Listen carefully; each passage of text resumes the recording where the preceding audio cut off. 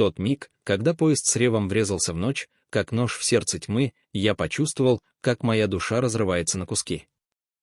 Сибирь мчалась мимо окон вагона, бесконечная, безжалостная, а я, Алексей, сидел в углу, сжимая в руках потрепанную книгу, которую не читал уже час. И вдруг его взгляд, острый, как лезвие, пронзил меня сквозь полумрак купе, заставив сердце замереть в ужасе и восторге одновременно. Кто он? Незнакомец с лицом, высеченным из сибирского гранита, с глазами цвета таежного мрака, который вот-вот-вот поглотит тебя целиком. Я всегда знал, что моя жизнь — это тихий бунт против всего, что Россия навязывала мне с детства. Родился в маленьком городке под Новосибирском, где зимы кусали за горло, а люди шептались о проклятых душах, которые не вписываются в строгие рамки. Мои родители, простые рабочие на заводе, любили меня по-своему грубо, но искренне, но никогда не понимали, почему я не бегаю за девчонками, как все парни моего возраста. «Ты же мужчина, Леша», — говорил отец, хлопая меня по плечу так, что синяки оставались на неделю. «Не позорь семью». А мать просто молчала, крестясь украдкой, когда думала, что я не вижу. Я прятал свою правду глубоко внутри, как партизан в лесу, под слоем шуток, под маской дружбы с одноклассниками, под бесконечными ночами, когда слезы жгли глаза, а тело жаждало прикосновения, которого не могло получить. Москва манила меня, как далекий огонь в буране. Я уехал туда после армии, устроился курьером в одну из тех фирм, что доставляют еду богатым, которые даже не смотрят в твою сторону. Город был огромным зверем, красивым, жестоким, равнодушным. В переулках Арбата я иногда ловил взгляды, похожие на мои, украдкой, с дрожью в зрачках. Но страх был сильнее. В новостях то и дело мелькали истории аресты, избиения, пропаганда, от которой государство трясло в лихорадке. Я видел, как друзья из интернета исчезают из чатов, слышал шепот о спецах, которые следят за каждым лайком. Любовь. Это было роскошью для тех, кто мог позволить себе бежать за границу. Для меня же это было мечтой, запертой в клетке изо льда. А потом этот поезд. Я ехал в Новосибирск, к матери она болела, и отец звонил срывающимся голосом. «Приезжай, сынок, она спрашивает о тебе». Билет в плацкарте — единственное, что я мог себе позволить. Вагон был набит людьми, бабки с узлами, мужики с пивом, дети, орущие от скуки. Я забился в свой угол, уставившись в окно, где мелькали ели, покрытые инеем, как призраки прошлого. И вот он вошел в тот момент, когда поезд дернулся на стрелке, и лампочки мигнули, погружая все в стробоскопическую тьму. Его звали, как я узнал позже, Дмитрий. Высокий, широкоплечий, с бородой, аккуратно подстриженный, но дикой, как сибирский лес. На нем был старый свитер, потертый на локтях, и рюкзак, из которого торчала флейта, странный контраст с его суровым лицом. Он прошел мимо, ища место, и наши глаза встретились. На миг мир остановился. В его взгляде было что-то первобытное, голод, смешанный с теплом, как огонь в печи, которую разжигают после долгой стужи. Он улыбнулся уголком рта, и я почувствовал, как кровь приливает к щекам. «Можно?» — спросил он низким голосом, кивая на полку напротив. Я кивнул, не в силах вымолвить слово. С того момента вагон перестал быть просто коробкой на колесах. Он стал ареной, где разыгрывалась драма, которую я даже не ожидал. Дмитрий сел, развалясь, как будто поезд принадлежал ему. Он достал термос с чаем крепким, с запахом трав, что растут только в тайге, и предложил мне глоток. «Холодно здесь, брат», — сказал он просто. «Пей, согреешься». Его рука коснулась моей, когда передавал кружку, и это прикосновение было как удар тока, короткий, но обжигающий. Я отпил, кашлянул от горечи, и мы разговорились. Обыденно, на поверхности, о погоде, о ценах на билеты, о том, как Москва душит, а Сибирь лечит. Но под словами таилась река бурная, невидимая. Он был из Красноярска, музыкант-любитель, ездил по фермам, собирая народные мелодии. «Музыка — это душа народа», — говорил он, и его глаза загорались. «А душа наша, она свободная, несмотря ни на что». Я слушал, завороженный. Его голос обволакивал, как дым от костра, а манера жестикулировать широкая, открытая заставляла забыть о страхе. «Расскажи о себе», — попросил он. Я замялся, пробормотал что-то о работе, о матери. Но он смотрел так пристально, что правда вырвалась сама. Я одинокий, Дима. В этом городе, в этой стране все как в клетке. Он не отшатнулся. Не отвернулся. Просто кивнул, медленно, и сказал: «Знаешь, Леша, клетка — это не стены. Это то, что мы сами в голове строим». В тот вечер, когда поезд мчался через Урал, мы говорили до рассвета. О книгах он обожал Достоевского, видел в «Идиоте» отражение своей собственной борьбы. О природе, как тайга шепчет секреты тем, кто умеет слушать. И о любви, осторожно, намеком. «Любовь не спрашивает разрешения», — прошептал он однажды, когда проводник прошел мимо. «Она просто приходит, как снегопад, и меняет все».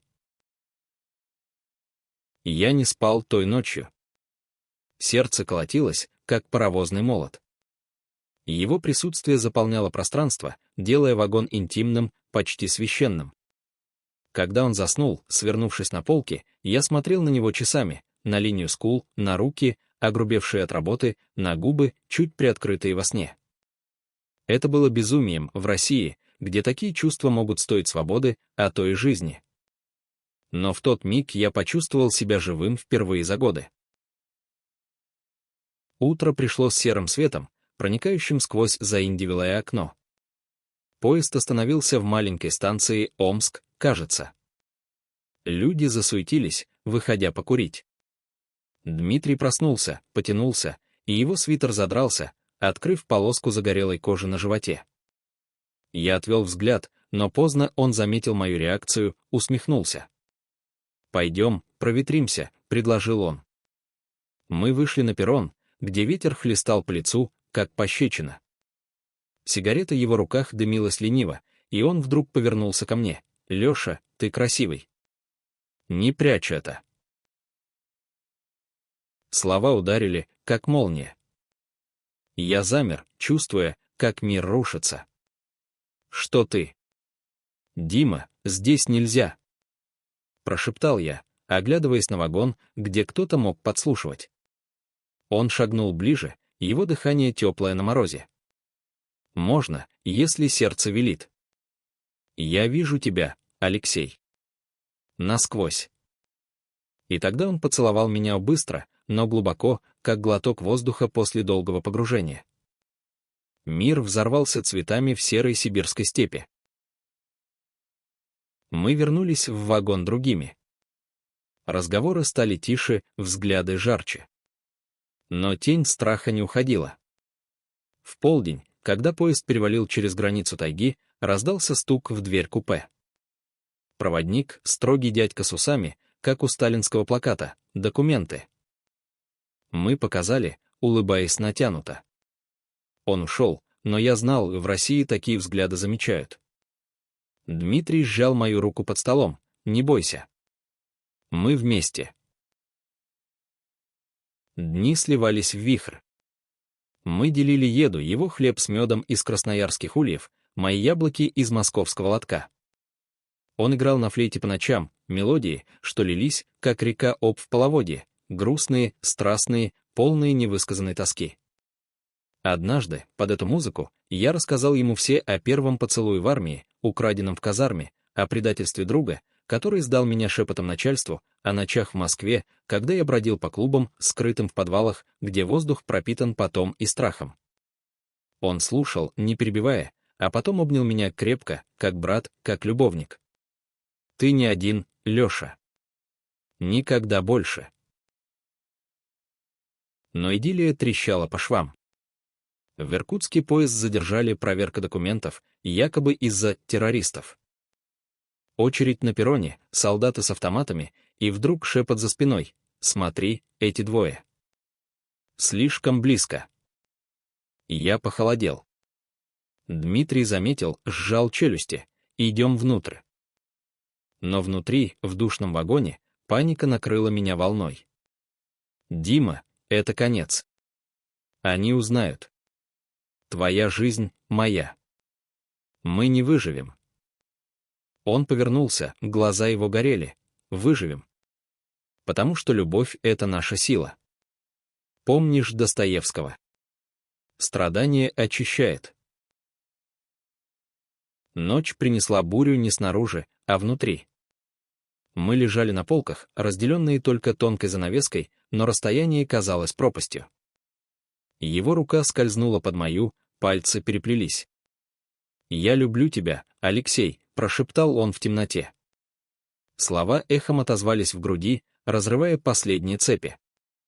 Я ответил тем же, и в тот миг поезд стал нашим миром, крошечным, хрупким, но настоящим. Утро в тайге пришло с туманом, что стелился по земле, как дыхание великана. Поезд тронулся с опозданием, скрипя вагонами, словно жалуясь на груз человеческих тайн. Я проснулся от его прикосновения легкого, как перо совы, к моей щеке. Дмитрий уже сидел, чистил флейту, и его профиль в утреннем свете казался вырезанным из янтаря, твердый, но теплый. «Доброе утро, любимый», — сказал он тихо, и слово «любимый» повисло в воздухе, как первый луч солнца после бури. Мы продолжали путь, но теперь каждый километр был шагом в неизвестность. Разговоры наши углублялись, обнажая раны, что мы прятали годами. Он рассказал о своем детстве в Красноярске, отец-лесник, пропавший в тайге во время пожара, мать, что свихнулась от горя и утонула в бутылке. «Я учился выживать и один», — говорил он, глядя в окно, где мелькали сосны, стражи вечности. «Музыка спасла меня. А потом я понял, что люблю не так, как учат в школе». Его первый опыт был в армии, под Владивостоком сержант, грубый, но нежный в темноте барака. Предательство пришло позже, друг, с которым они делили все, сдал его за долг чести. Дмитрий чудом избежал тюрьмы, уехав в тайгу, где жил как отшельник, собирая песни ветра. Я слушал, и слезы жгли глаза. Наша боль была зеркалом и отражениями одной и той же борьбы в этой огромной стране, где любовь между мужчинами объявлена экстремизмом. «Почему мы?» — спросил я однажды, когда поезд качнулся на повороте. «Почему Бог или судьба выбрали нас для этого ада?» Он улыбнулся горько, потому что мы поэты души, Леша. Мы чувствуем глубже, любим сильнее. И это наш дар, даже если мир плюет в лицо. Дни в поезде стали ритуалом. Утром чай с травами, его руки, обжигающие даже через кружку. Днем шепот о мечтах, он хотел записать альбом народных песен с гей-темами, спрятанными в метафорах, чтобы петь правду, не называя имен. Я мечтал о маленькой квартире в Питере, где мы могли бы дышать свободно, вдали от глаз. Вечером его флейта, мелодии, что будили во мне воспоминания о детстве, о реке под Новосибирском, где я купался голым, чувствуя ветер на коже, как ласку. Однажды, под эту музыку, он спустился с полки и сел рядом.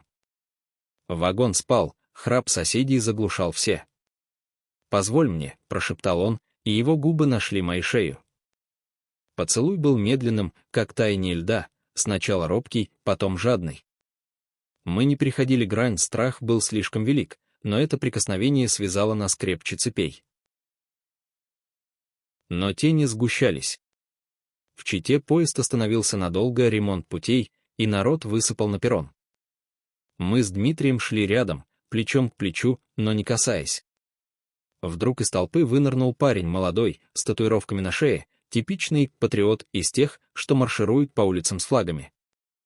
«Эй, голубки!» — заорал он, сплевывая. «Куда летите?» «В рай для извращенцев». Толпа зашепталась, кто-то хихикнул. Я замер, сердце ушло в пятки. Дмитрий шагнул вперед, лицо его стало каменным. «Отвали, пацан. Не твое дело». Парень оскалился. «Ах, герой. Щу увидим». Он замахнулся, но Дмитрий увернулся, схватил за руку прием из армии, быстрый, точный. «Уймись», — прорычал он. «Или пожалеешь». Стычка длилась секунды, но для меня вечность. Проводник прибежал, разогнал всех, но шепотки не утихли. В вагоне ко мне подошел сосед, дядька с газетой. «Сынок, берегись таких. В наше время за такое». «Ну, сам знаешь». Я кивнул, пряча дрожь. Ночью, когда все затихло, Дмитрий обнял меня. «Прости. Я не дам тебя в обиду». Но в его голосе была трещина страх, что он пытался скрыть. Продолжая путь к Байкалу, мы нашли хрупкий мир в мелочах. Он учил меня свисту простому, как дыхание, чтобы звать птиц тайги. Я показывал ему стихи, что писал тайком на салфетках, о любви, что расцветает в снегу. «Ты поэт, Леша», — говорил он, целуя пальцы. «Твои слова, как моя флейта». Однажды вечером, когда солнце садилось за горы, окрашивая небо в кровавый цвет, он достал из рюкзака старую фотографию, он сам, молодой, с отцом в лесу.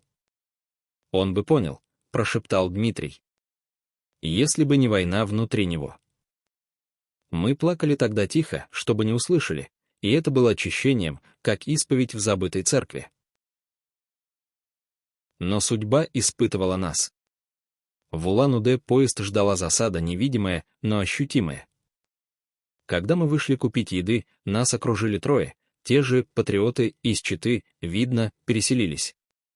«Помнишь нас?» — зашипел главарь. «Теперь без зрителей». Дмитрий толкнул меня за спину. «Беги в вагон». Я не успел, удар пришелся в живот, вышибив воздух. Мир закружился, кулаки, крики, кровь на снегу. Дмитрий дрался как зверь один против троих, но силы были неравны. Проводник с криком «Милиция!» разогнал их, но ущерб был нанесен. Меня увезли в лазарет станции синяки, разбитая губа. Дмитрий сидел рядом, держа за руку. «Я здесь. Все будет хорошо». В те часы, пока врач бинтовал раны, я понял, любовь наша не сказка, а война. В России, где ЛГБТ — враг народа, каждый поцелуй — вызов. Но, глядя его глаза, полные вины и огня, я прошептал: «Я не жалею.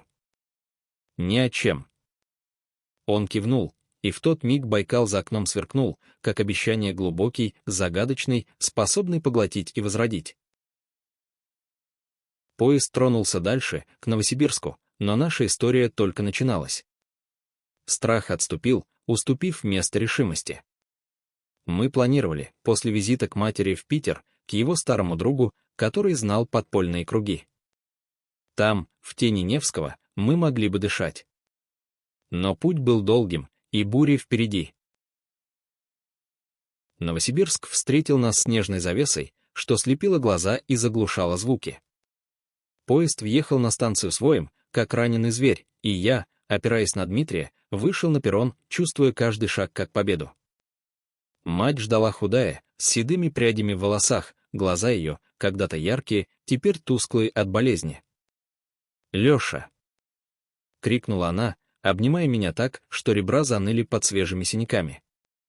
Она не заметила их сразу, но Дмитрий, он стоял в стороне, скромно, как тень, и его взгляд сказал все. Мы поехали ко мне в старую квартиру на окраине, где отец все еще курил у окна, бормоча о политике. «Кто это?» — спросил он хрипло, кивая на Дмитрия. «Друг». «Из поезда», — ответил я, и воздух сгустился.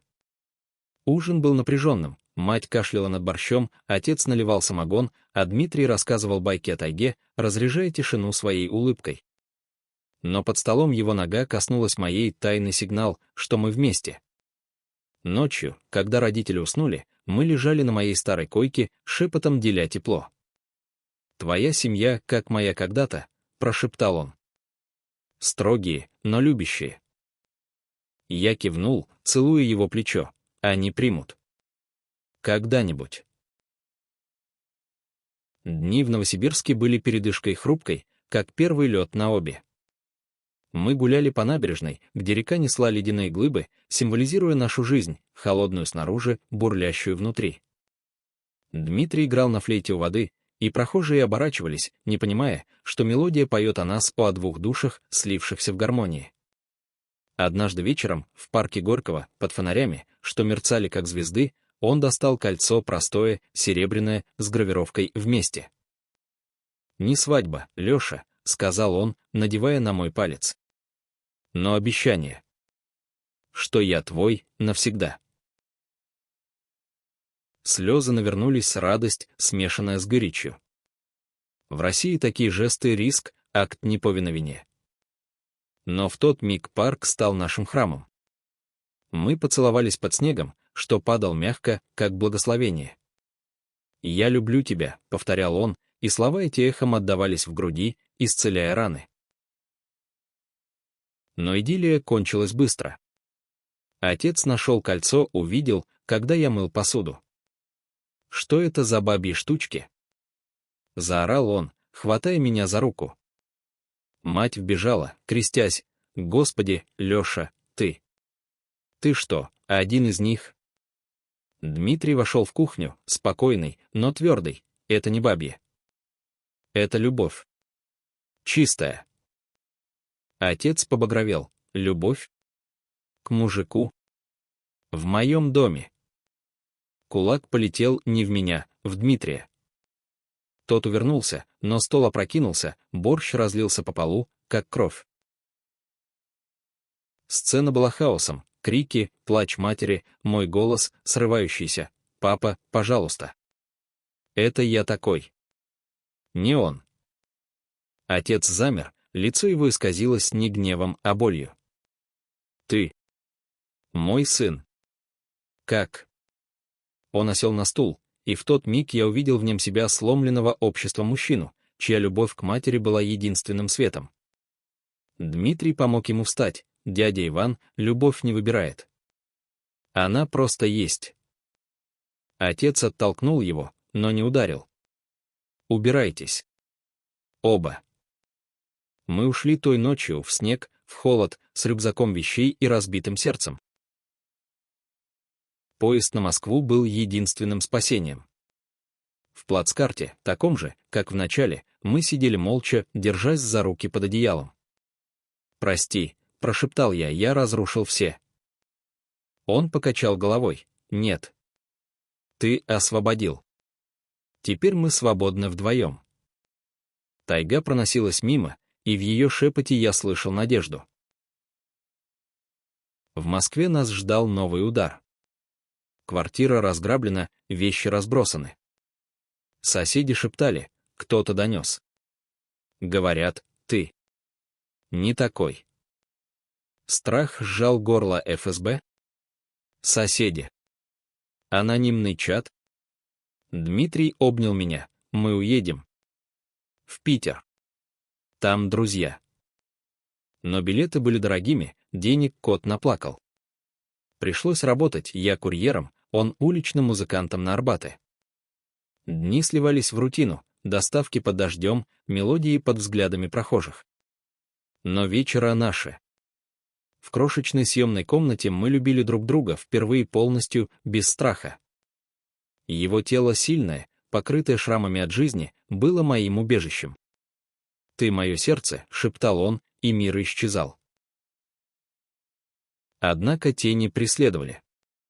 Однажды, возвращаясь с работы, я увидел слежку машину с тонированными стеклами, что кружила по кварталу.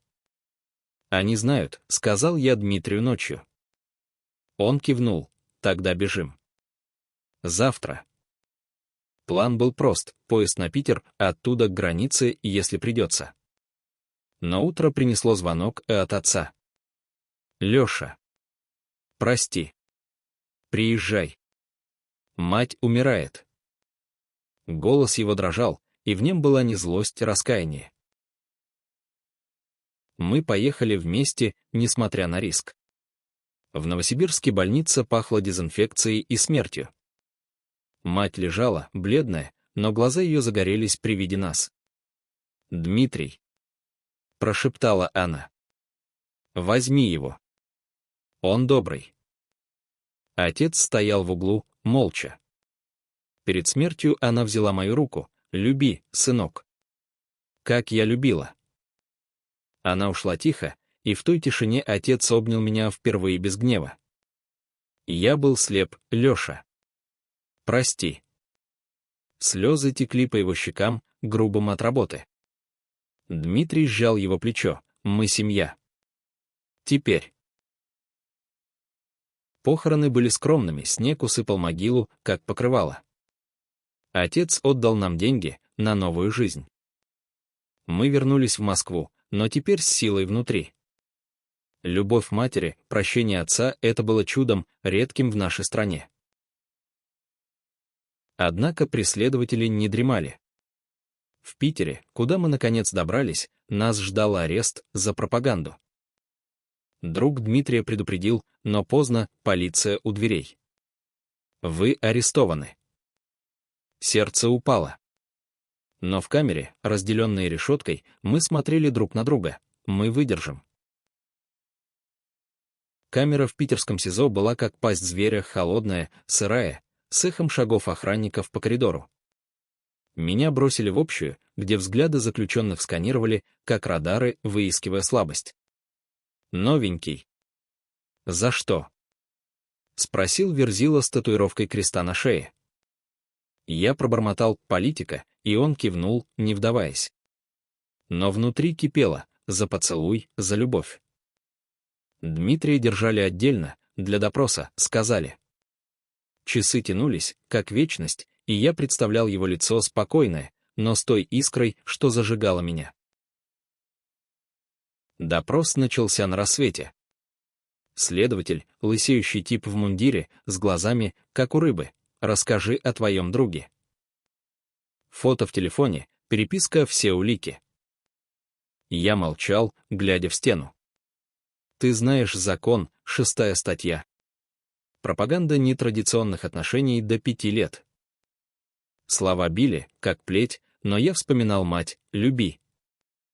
Это не пропаганда, наконец сказал я, это жизнь. Он усмехнулся. Жизнь? В России жизнь для нормальных. Но в его глазах мелькнуло сомнение, трещинка в броне. Дмитрий выдержал лучше. Когда нас свели в комнате для свиданий, через стекло, он улыбнулся. Помнишь флейту? Я спою для тебя в уме. Его голос по телефону был твердым. Друг в подполье подал на нас в суд право человека. Эмнести, все дела. Надежда вспыхнула слабая, но светлая. В камере я нашел союзника Стаса, парня моего возраста, осужденного за митинг. Я тоже, шепнул он ночью. Любил парня. Сдал сам, чтоб не мучили. Его история сломала меня, избиение, лечение в психушке. Но ты сильный, сказал он. Держись за любовь. Недели в СИЗО были пыткой. Еда, баланда с червями, сон под храп и стоны. Но письма от отца приходили. Держись, сын. Я пишу петиции. Даже он, старый упрямец, изменился. А Дмитрий слал рисунки наброски тайги с нашей подписью «Вместе». Эти клочки бумаги были спасением. Суд был фарсом, зал набит активистами с плакатами «Россия без гомосятины». Прокурор вещал, обвиняемые подрывают традиционные ценности. Адвокат, молодая женщина из правозащитников, спорила, любовь не преступление.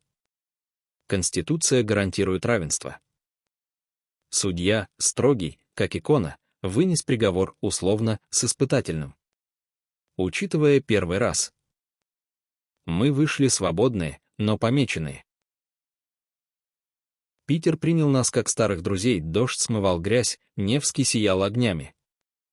Друг Дмитрия, Ваня, дал квартиру, живите. А я помогу с работой. Жизнь налаживалась, Дмитрий учил музыке в маленькой школе для нестандартных детей, я волонтерил в ЛГБТ-центре, скрытом в подвале. Но шрамы болели. Ночью я просыпался от кошмаров, сирены, кулаки. Дмитрий обнимал. Мы выжили. Это наша победа. Лето принесло романтику. Мы гуляли по белым ночам, бесконечный свет, где время замирает. На пляже у Финского залива он сыграл для меня, флейта пела о любви, что побеждает бури. «Ты моя муза», — сказал он, и мы танцевали босиком по песку, забыв о мире. Поцелуи под звездами были сладкими, как мед тайги. Но прошлое не отпускало. Отец приехал поездом с узлом гостинцев. Встреча была неловкой, он обнял Дмитрия крепко, по-мужски. «Спасибо, что любишь моего сына». За столом он рассказал: «После твоей мамы я понял. Я сам. В молодости любил друга. Война все убила». Откровение потрясло: отец, герой завода, с тайной глубже моей. Живите, парни. За нас всех. Осень принесла кризис. В новостях новый закон, жестче прежнего, защита детей от ЛГБТ. Протесты в Москве, аресты. Нас позвали, ваша история вдохновит. Но страх вернулся, а если поймают? Дмитрий решил: идем. Молчать значит умирать. Мы поехали в толпу с плакатами «Любовь не преступление». Толпаре, полиция ждала. Беспорядки вспыхнули, дубинки, слезоточивый газ. Меня схватили, но Дмитрий прорвался: отпустите его. Удар пришелся ему по голове, кровь на асфальте. Больница была как дежавю. Он лежал бледный, с повязкой, ерунда. Переживу. Но в глазах боль не только тела. «Я боюсь потерять тебя», — прошептал я. Он улыбнулся: «Не потеряешь. Мы вечны». Выздоровление было медленным. В те недели я ухаживал за ним, менял бинты, варил чай. Любовь наша углубилась, теперь не только страсть, но забота, как у старых супругов. «Ты мое все», — говорил он, целуя ладони. Зима пришла с первым снегом. Мы решили: уедем. Не навсегда, но на время. Канада звала у визы через правозащитников. Прощание с Россией было горьким, отец на вокзале, слезы в глазах: возвращайтесь. Страна меняется. Медленно, но меняется. Поезд уносил нас, как в начале, но теперь мы были не незнакомцами, а семьей. Граница была как портал из серого в радужный. Самолет в Торонто нес нас над Атлантикой, и я смотрел в иллюминатор, где облака велись, как нити судьбы. Дмитрий спал, голова на моем плече, флейта в рюкзаке, наш талисман. «Новая жизнь», — прошептал я, и сердце трепетало от смеси страха и эйфории. Россия осталась позади с ее снегами, запретами, но и с любовью отца, что теплилась, как уголек. Канада встретила осенними листьями красными, золотыми, как в сказке. Ваня, наш связной, устроил: комната в Монреале, работа я в кафе, Дмитрий в музыкальной школе для иммигрантов. Город был добрым, радуги на флагах, парады без дубинок. Первый месяц был медом, прогулки по парку Ла Фонтен, где клены шептали на французском, поцелуи на скамейках без взглядов. «Здесь мы нормальные», — сказал Дмитрий, и слезы блеснули в его глазах. Но эмиграция не сказка. Тоска накрывала волнами, по обе, по тайге, по борщу матери. Ночью я просыпался, зовя по-русски: «Дима». Он обнимал: «Я здесь. Всегда». Язык был барьером, английский коверкался, французский казался насмешкой. Работа изматывала, я мыл посуду до мозолей, он учил детей, но акцент преследовал: «Где вы от?» «Из России». Взгляды менялись: Пити, Curiosity. Однажды клиент в кафе фыркнул: «Русские геи?» Романтично, как в кино. Дмитрий услышал, сжал кулак: «Наша история не кино. Это кровь и слезы». Мы нашли сообщество «Русский ЛГБТ-круг» в Торонто, где пели под гитару «Катюшу» с гей-текстами. Там я рассказал нашу историю о поезде, о стычках, о суде. Слушатели плакали, вы герои. Дмитрий играл флейту, и мелодия наша, «Поезд в ночь», стала гимном. Это исцелило, мы не прятались больше. Зима в Канаде была мягкой, снег без стужи. На Рождество мы нарядили елку русскую, с гирляндами от отца. Звонок ему: «Сынок, я горжусь». Его голос треснул, и мы рыдали в трубку. Весна принесла цветы и предложения. На берегу Святого Лаврентия, под вишнями, Дмитрий встал на колено. «Алексей, будь моим навсегда». Кольцо тоже, серебряное, но с канадским гравировкой «Forever». «Да», — прошептал я, и поцелуй был как причастие. Свадьба была скромной в мэрии, с друзьями из круга. Ваня был свидетелем, отец прилетел впервые за границу с узлом икры. «Благословляю», — сказал он, обнимая нас.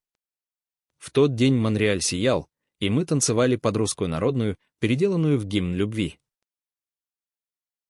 Но идиллия треснула. Новости из России: отец арестован за поддержку экстремистов. «Он подписал петицию за вас», — сказал адвокат по телефону. Мир рухнул. Мы собрали деньги, полетели назад рискованно, но сердце велело. В Москве хаос, СИЗО, допросы. «Твой отец — предатель традиций», — рычал следователь. Отец в камере был сломлен. «Я не жалею, Леша. Любовь — это правда». Мы боролись, митинги у Кремля, СМИ, правозащитники. Дмитрий сыграл концерт в подпольном клубе «За свободу любви». Толпа полиция ждала. Арест пришел ночью нас с отцом. Но на этот раз мир отреагировал. Петиции из Канады, статьи в Guardian. Через неделю освобождение. Отец вышел седой, но с улыбкой: «Вы моя гордость». Вернувшись в Монреаль, мы изменились. Тоска по дому стала топливом. Дмитрий записал альбом «Поезд любви», песня России, где геи прячутся, но любят ярко. Я написал книгу «Нашу историю», «Незнакомец в поезде».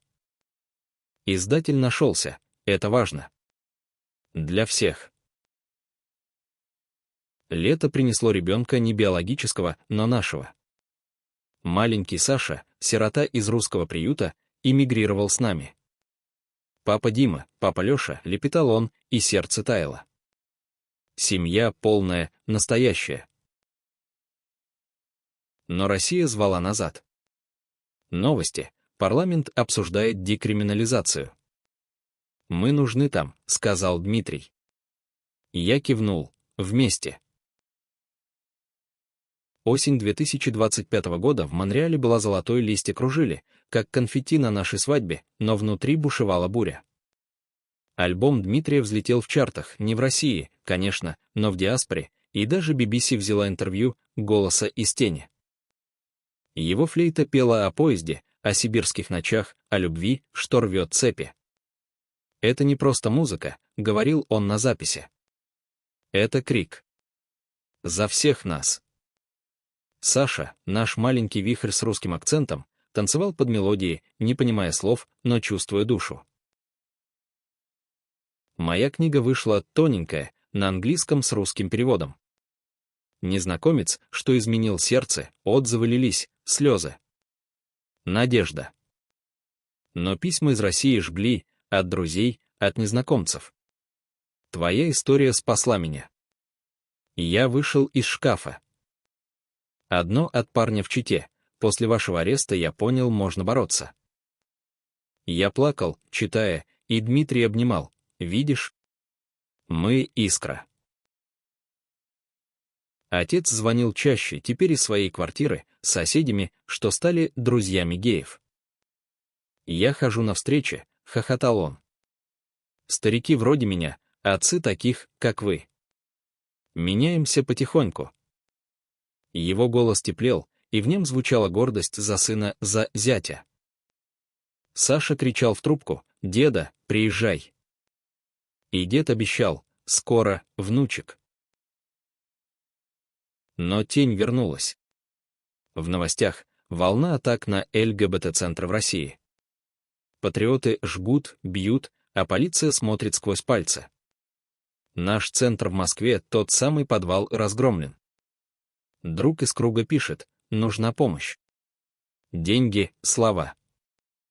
Мы собрали концерт в Торонто, сборы на билеты. Дмитрий на сцене «Огонь», Россия, мы любим тебя. Несмотря ни на что. Толпа у русские эмигранты, канадцы аплодировала, и чеки посыпались.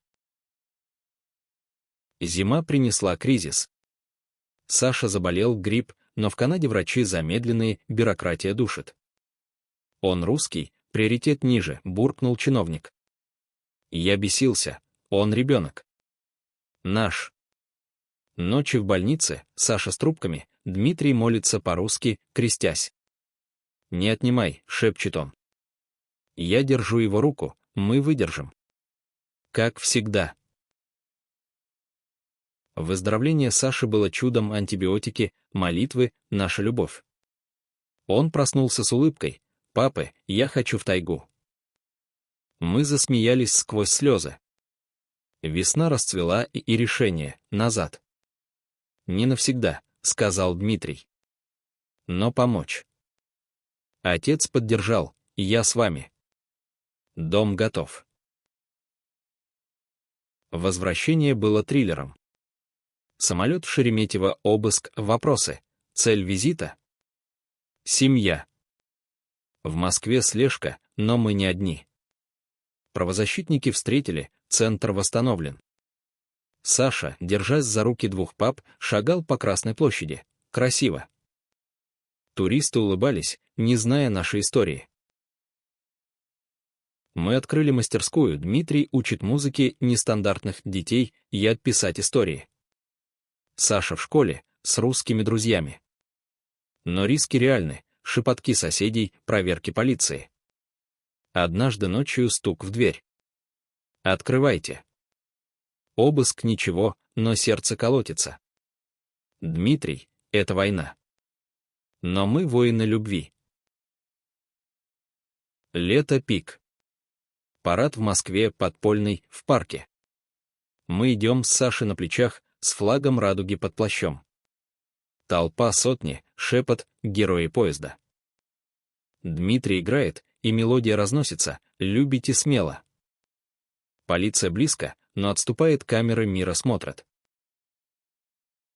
Осень принесла плод, моя вторая книга «Сердце в эмиграции». Отзывы, гуманизм в действии. Отец читает, плачет, ты писатель, как Достоевский. Но кульминация — атака. Ночью маски, битое стекло. Уроды. Кричат они. Дмитрий защищает Сашу, я звоню отцу. Бой, кулаки, кровь. Полиция приезжает поздно, сами виноваты. Но соседи те самые встают, хватит.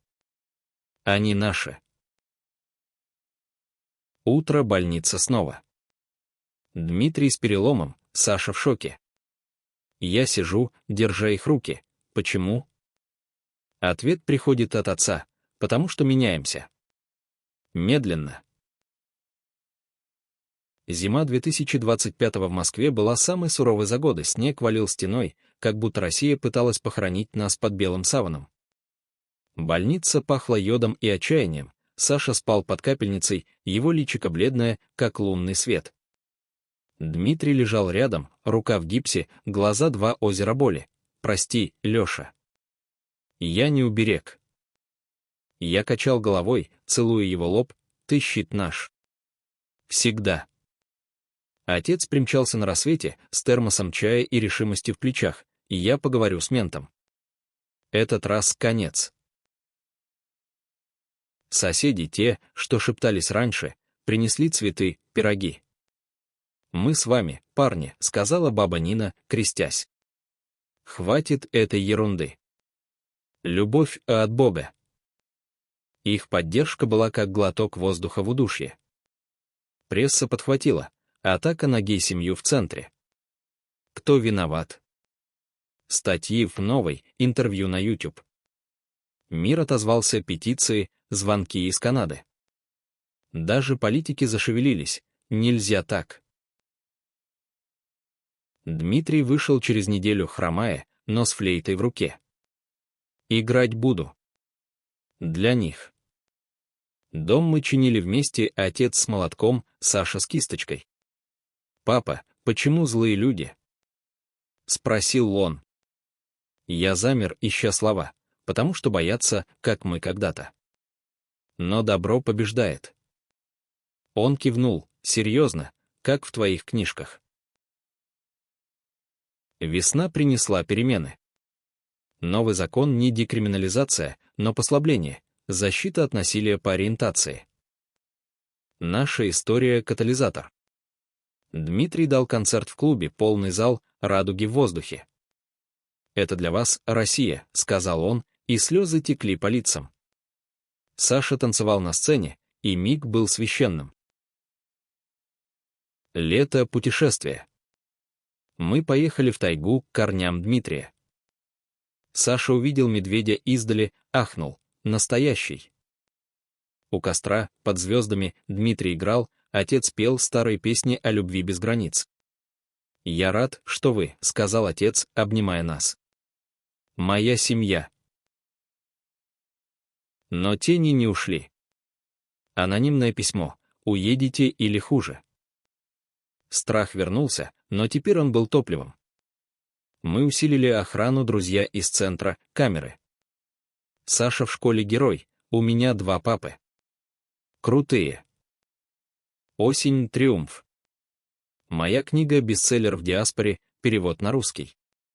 Премьера в Питере, зал битком, аплодисменты. Дмитрий на сцене, любовь мост. Через пропасти. После ужин с отцом, тост за новое сердце. Зима у размышления. Саша растет, спрашивает о поезде. Как вы встретились? Я рассказываю, и его глаза горят. Романтика. Дмитрий добавляет, и страх. Но любовь сильнее. 2026 год начался с чуда, правительство завет, амнистия для политических. Нас первыми. Вы символ, говорят. Мы колеблемся, Канада ждет, но сердце здесь. Решение — остаться. Россия — наш дом. Меняющийся. Отец кивает, да. Вместе строим. Весна 2026 расцвела надеждой вишни в саду, как розовые облака, Саша бегал босиком, крича: «Папы, смотрите!» Москва дышала свободнее, парады открыты, флаги радужные на балконах. Наша история в учебниках неофициально, но в сердцах. Дмитрий пишет симфонию, сердце поезда, премьера в Большом. Зал полный, овации. Для всех, кто любит, говорит он, и слезы текут у наши, зрителей, даже критиков. Отец теперь активист, клуб «Отцы за равенство», встречи в парке. «Я старый, научусь», — хохочет он, обнимая Сашу. Малыш рисует нас 2 папы, дед, тайга. Счастливая семья. Лето, поездка в Сибирь. Обратно по тому пути Новосибирск, Красноярск. В вагоне мы вспоминаем. Помнишь первый взгляд? Как вчера. Саша слушает, завороженный. У Байкала пикник, флейта поет, вода шепчет секреты. Осень — вызов. Новый скандал. Консерваторы против пропаганды. Угрозы, но теперь мы не одни, союзники везде. Концерт протеста, тысячи, песни свободы. Полиция охраняет впервые. Зима — кульминация. Саша в цирке, но для нас свой, Дмитрий на коленях, с коробочкой. Нет, не кольцо-договор, остаемся. Строим. Я киваю, вместе. Год спустя свадьба официальная. В мэрии, с радугой над головой. Отец ведет меня. Сын, будь счастлив. Саша несет кольца, любовь вечна. Книга моя, фильм. Премьера в Канаде, но мы смотрим в Москве с попкорном, слезами. Наша история, шепчет Дмитрий. Жизнь не конец, а начало. В России, где любовь борется, мы маяк. Незнакомец в поезде стал сердцем моим новым, сильным, бьющимся за всех.